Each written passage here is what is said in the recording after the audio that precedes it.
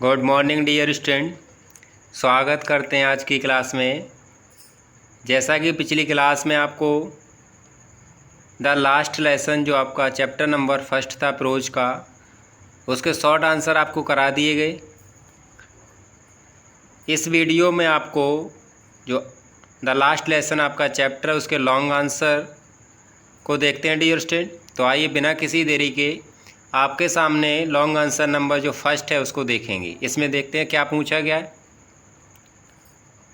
Dear student. इसमें पूछा गया है why was French running towards school that day, यानी फ्रेंच उस दिन स्कूल की तरफ क्यों भागा जा रहा था, यानी भागते हुए क्यों जा रहा था।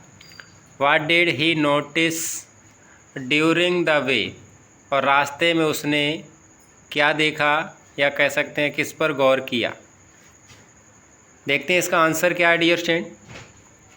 आंसर है आपके सामने देख लिखा हुआ है, French was running towards school that day. जो फ्रेंच है उस दिन स्कूल की ओर भागता हुआ जा रहा था। बिकॉज यानी क्योंकि, ही वॉज लेट उसे देर हो गई थी। ड्यूरिंग द वे यानी रास्ते में। ही noticed a crowd gathered around the bulletin board in front of the town hall. उसने देखा कि क्या देखा कि टाउन हॉल के सामने जो क्या था, बुलेटिन बोर्ड था, उसके चारों ओर जो क्या थी, भीड़ थी, यानी जो क्राउड था वो गैदर्ड यानी क्या हो चुका था, एकत्रित हो चुका था, यानी भीड़ लग गई थी वहाँ पर। आगे इसमें लिखा हुआ है वेयर, यानी जहाँ important news and announcement were typically posted, जहाँ पर पता है यानी जो महत्वपूर्ण समाचार और घोषणाएं पोस्ट की जाती थीं, यानी जहाँ जो नोटिस बोर्ड था उसी के माध्यम से बताया जाता था उन दिनों की जो समाचार थे और जो भी अनाउंसमेंट होते थे वो। तो डियर स्टूडेंट देखते हैं question number second. Question number second dear student आपके सामने है। देखते हैं इसमें क्या पूछा गया है। What was the scene inside the class when French reached the school. जब फ्रेंच स्कूल पहुंचा तो कक्षा के अंदर का क्या सीन था, यानी उसके अंदर क्या दृश्य था, इसको पूछा गया आपसे। देखते हैं क्वेश्चन इसका। व्हेन यानी जब फ्रेंच रीच्ड द स्कूल, जब फ्रेंच स्कूल पहुंचा, ही नोटिस्ड उसने ध्यान दिया, that the usual whistling and noise inside the classroom were absent. ये पूछा गया है कि क्लास के अंदर का क्या सीन था, तो इसमें बताया गया है कि ही नोटिस्ड उसने ध्यान दिया,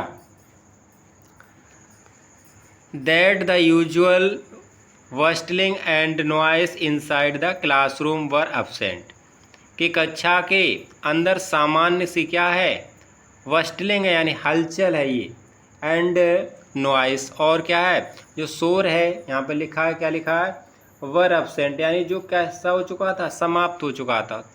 या साधारण सी बात ये कह सकते हैं कि जो शोर था वो पूरी तरीके से शांत था।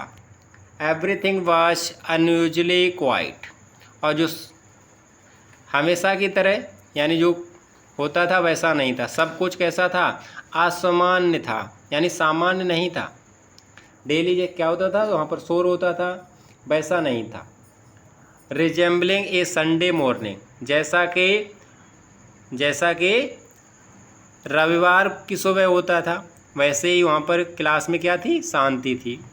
His classmates already set in their places, और उसके सहपाठी पहले से ही अपने स्थान पर बैठे हुए थे।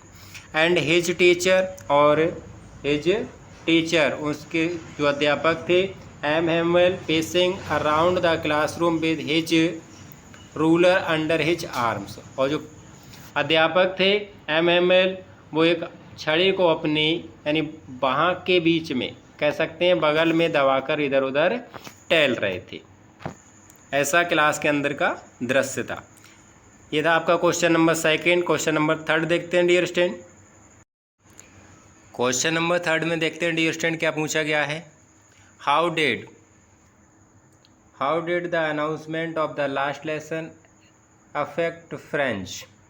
यानी इसमें कहा गया है कि आखिरी पाठ की घोषणा ने फ्रेंच पर कैसे प्रभाव डाला।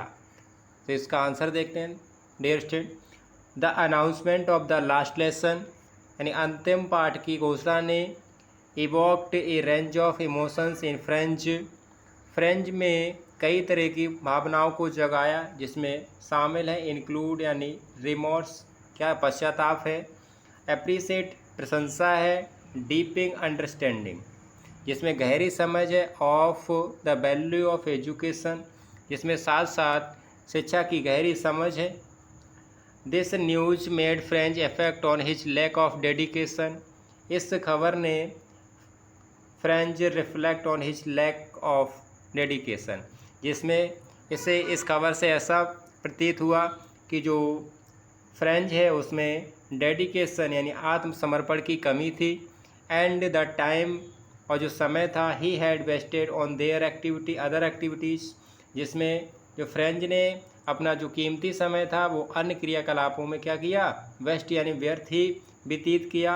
ही फेल्ट रिग्रेट, उसे पश्चाताप हुआ, एंड सैड और वह दुखी हुआ, अपॉन रियलाइजिंग किस पर जब उसे ऐसा महसूस हुआ तब, दैट यानी कि he had hardly learned anything in French, जो कुछ वह उस फ्रेंच भाषा में बड़ी मुश्किल से कुछ सीखा था। He became aware of missed opportunities, जो उसके द्वारा जो समय था जो अवसर था वो गंवा दिया गया, अब उससे वह क्या हो गया था, जागृत हो गया था। एंड इम्पोर्टेंस ऑफ एजुकेशन, और शिक्षा के महत्व को भी वह जान गया था।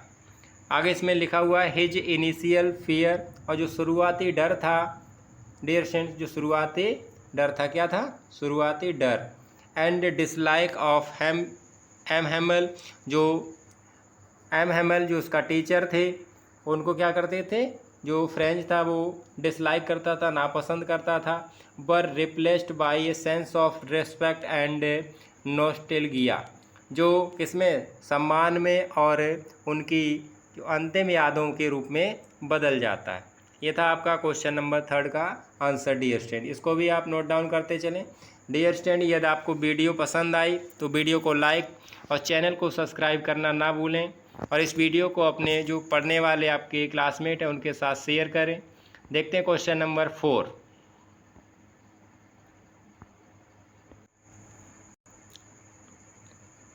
डियर स्टूडेंट, देखते हैं क्वेश्चन नंबर 4 है आपके सामने। इसमें क्या पूछा गया है, in which way did M Hamel blame himself and others for the negligence of the study of French language.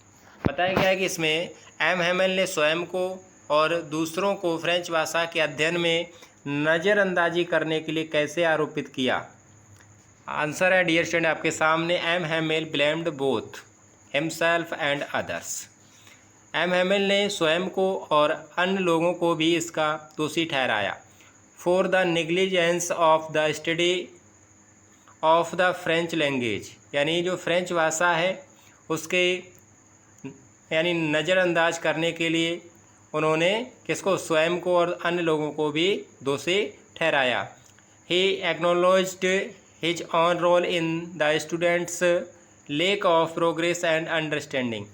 उन्होंने यानी जो एम हैमल थे वो अच्छी तरीके से समझ गए थे, यानी अपनी भूमिका को, प्रोग्रेस एंड अंडरस्टैंडिंग यानी जो छात्रों के प्रति उनकी जो भूमिका में भी कमी थी, यानी समझ में भी कमी थी।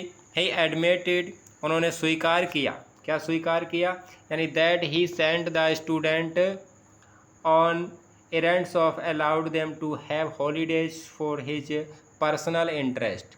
उन्होंने इस बात को भी स्वीकार किया कि वे छुट्टियों में जो स्टूडेंट्स हैं ऑन एरेंड्स स्वयं के कार्यों के लिए, allowed them to have holidays यानी उन्हें छुट्टियां थीं, अलाउ कर देते थे। फॉर हिज पर्सनल इंटरेस्ट यानी अपने व्यक्तिगत काम के लिए उन्हें छुट्टी दे देते थे। फर्दर मोर, आगे बताया गया है कि ही आल्सो क्रिटिसाइज, उन्होंने इस बात की भी आलोचना की कि the parents for not prioritising their childrens, यानी जो माता पिता हैं वो अपने बच्चों के लिए भी चिंतित नहीं हैं, वो भी क्या करते हैं। आगे देखते हैं नेक्स्ट, इसमें देखते हैं Furthermore, he also criticized the parents for not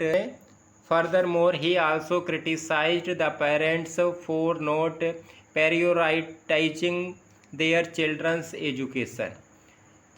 जो एम हैमल थे उन्होंने ऐसा स्वीकार किया, जो उनके माता पिता हैं उनकी भी आलोचना की, यानी उनके जो प्राथमिकता है, यानी सबसे पहले उन्हें ही सोचना चाहिए कि जो उनके बच्चे हैं वो पढ़ने के लिए स्कूल को जाना चाहिए या नहीं जाना चाहिए। ही ब्लेम्ड पेरेंट्स, उन्होंने किसको दोषी ठहराया? उनके माता पिता को दोषी ठहराया। For being more concerned about having their children work on farm और in mills to earn money. उन्होंने कहा कि उनके माता पिता पैसे कमाने के लिए अपने बच्चों को, जो देयर चिल्ड्रन है, वर्क यानी क्या करवाते हैं? कार्य करवाते हैं। ऑन फार्म यानी खेतों में, और इन मिल्स कहाँ पर? कारखानों में। टू अर्न मनी, किसके लिए? पैसा कमाने के लिए अपने बच्चों को कहाँ भेजते हैं? खेतों में और मिल्स यानी कारखानों में। वो स्वयं पढ़ने के लिए उन्हें नहीं भेजते हैं। इस बात के लिए उन्होंने स्वयं को भी दोषी ठहराया और उनके माता पिता को भी। डियर स्टूडेंट, ये था आपका क्वेश्चन नंबर 4। देखते हैं question number 5। Dear student, question number 5 है आपके सामने। इस क्वेश्चन में देखते हैं कि आपसे क्या पूछा गया है। क्वेश्चन में what happened at last, how did M Hamel last the class. अंत में क्या हुआ? एम हैमल ने किस प्रकार कक्षा का अंत किया। ये आपका क्वेश्चन नंबर 5 है, जो लॉन्ग आंसर आप देख रहे हैं। इसमें पूछा गया था आपसे कि एम हैमल ने किस प्रकार कक्षा का अंत किया और अंत में क्या हुआ था। तो देखते हैं, एट लास्ट यानी अंत में, एम हैमल स्टूड अप, क्या हो गए?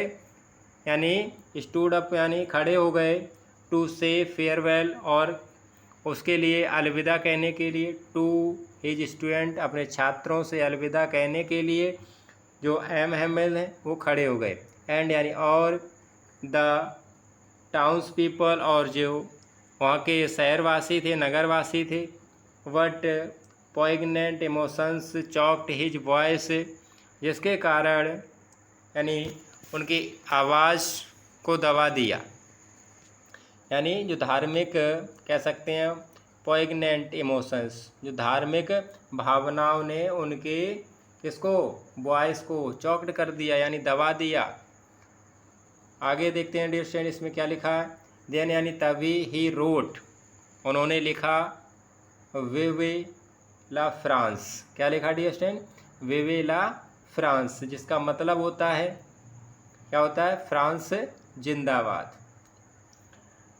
एट द ब्लैक बोर्ड, कहाँ पर लिखा डियर स्टूडेंट? बोर्ड पर लिखा विवे ला फ्रांस, यानी फ्रांस जिंदाबाद। एज लार्ज एज, जितना बड़ा हो सकता था उतना बड़ा उन्होंने लिखा dear student. He could wrote, यानी जितना बड़ा वो लिख सकते थे उतना बड़ा उन्होंने बोर्ड पर लिखा विवे ला फ्रांस, यानी फ्रांस जिंदाबाद। And dismissed the class with A gesture of his hand, यानी उन्होंने क्या कहा? हाथ के इशारे के साथ कहा कि डिसमिस्ड द क्लास, यानी क्लास अब ख़त्म हो गई है और क्लास को विदा किया जाए। डियर स्टूडेंट, ये थी आपकी क्लास जिसमें आपने देखे लॉन्ग आंसर। डियर स्टूडेंट, उम्मीद करते हैं कि ये क्लास आपको पसंद आई होगी। तो वीडियो को लाइक और चैनल को सब्सक्राइब करना ना भूलें, और अपने क्लासमेट्स के साथ इस वीडियो को शेयर करें, जिससे हम इसी तरीके की वीडियो आप तक पहुंचाते रहें। मिलते हैं अगली क्लास में, जिसमें आपको मिलेगा चैप्टर नंबर 2 के short answer and long answer.